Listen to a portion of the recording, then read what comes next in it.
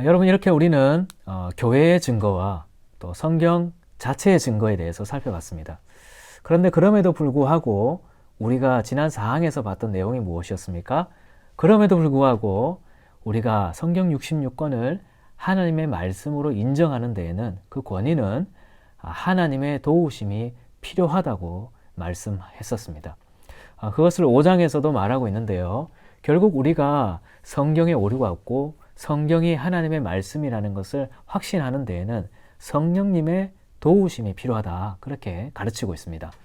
여러분, 우리는 이것을 성령의 내적 증거라 그렇게 부르는데요. 여러분, 이 말은 성령님이 우리에게 어떤 특별한 계시를 주신다, 그런 말이 아니고요. 성령님께서 우리의 마음속에 역사하셔서 우리가 성경을 읽을 때 이 성경이 하나님의 말씀인 것을 믿을 수 있게, 또한 고백할 수 있게 우리의 마음속에서 역사하신다는 겁니다. 여러분, 아무리 성경을 문학적으로 잘 연구하고 또 심지어 성경을 그렇게 가르치는 사람들도 성경 66권을 하나님의 말씀으로 인정하지 않는 사람들이 많이 있습니다. 어떤 사람들은 성경 비평이라 그러면서 성경 안에 있는 내용들 중에 하나님의 말씀과 사람의 말을 구분하려는 그런 시도까지 하고 있습니다. 여러분, 왜 그럴까요? 결국 아무리 많은 합리적인 근거와 이성적으로 납득할 수 있는 근거가 교회의 증언과 성경 자체의 증거 안으로 많이 있다 할지라도 성령께서 우리의 마음속에 역사하셔서 그것을 하나님의 말씀이라고 인정하도록 역사하지 않으시면 결코 우리가 그걸 받아들일 수 없기 때문입니다. 우리가 성경을 하나님의 말씀으로 고백하는 데에는 이처럼 성령님의 내적 증거가 필수적입니다. 그렇다면 마지막으로 성령님은 어떻게 해서 우리의 마음속에서 성경이 하나님의 말씀이라고 고백하도록 역사하십니까? 자다가 갑자기 성령님이 마음을 주셔서 성경 66권이 하나님의 말씀인 것 같다라고 고백하게 하시는가? 오늘 웨스트민스터 신앙고백서에 보면 성령님께서는 말씀으로, 그리고 말씀과 더불어 우리의 마음속에서 증언하신다, 그렇게 가르칩니다. 그러니까 우리가 성경을 읽고 또 성경을 배우고 또 성경을 묵상하는 그때 성령님께서 말씀을 통해서 우리의 마음속에 역사하셔서 우리가 읽고 듣고 묵상하는 바로 이 말씀이 하나님의 말씀인 것으로 고백하고 또 인정하도록 우리 마음속에서 역사하신다는 것이죠. 여러분, 이러한 점을 벨식 신앙고백서도 우리에게 잘 가르쳐주고 있습니다.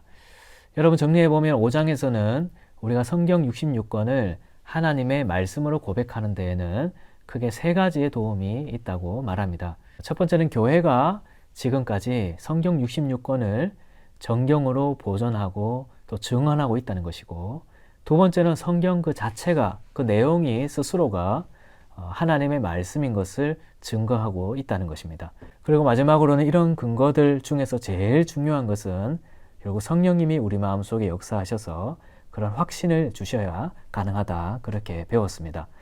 아마 여러분들도 성경을 하나님의 말씀으로 인정하는 데에는 이 세 가지의 도움이 있었을 겁니다. 교회가 그렇게 가르쳐 주어서 그런 확신이 생겼을 수도 있고, 또 성경을 읽다 보니 그 내용이나 그 문체나 그 안에 있는 우리에게 증언하고 있는 진리들이 정말 하나님의 말씀인 것 같다라고 인정되는 경우도 있었을 것이고, 그리고 가장 중요한 것은 여러분 마음속에 성령님께서 그런 확신을 주셨기 때문에 여러분께서 성경을 하나님의 말씀으로 고백하고 있는 것입니다. 여러분, 이 세 가지의 근거에 대해서 칼빈이 기독교 강요에서 가르치고 있는 것이 우리에게 많은 도움이 됩니다. 우리의 이성적인 추론이나 판단, 합리적인 증거들이 중요하지 않다는 것이 아니다.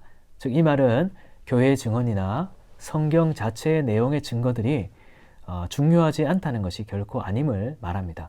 우리는 그냥 덮어놓고 믿는 맹목적인 신앙인이 아닙니다. 성경에 합리적인 근거도 없고 교회가 그런 합리적인 증거도 하지 않았는데 그냥 무조건 이것이 하나님의 말씀이다 덮어놓고 믿는 그런 신앙인이 아니죠. 그러나 그럼에도 불구하고 제일 중요한 것은 많은 합리적인 증거가 있고 이성적으로 납득할 만한 근거가 있더라도 제일 중요한 것은 성령님의 증거에 의해 성경의 권위를 받아들이는 것이 제일 중요한 것입니다. 이 성령님의 내적 증거가 없다면 아무리 합리적인 증거와 이성적으로 납득할 만한 근거가 넘쳐나도 우리는 결코 성경을 하나님의 말씀으로 고백할 수 없을 것입니다.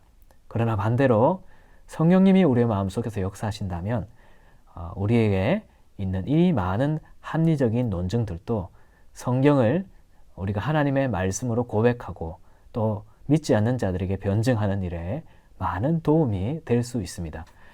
마지막 이 칼빈의 가르침이 이 세 가지의 도움을 잘 정리해 주는 것 같습니다.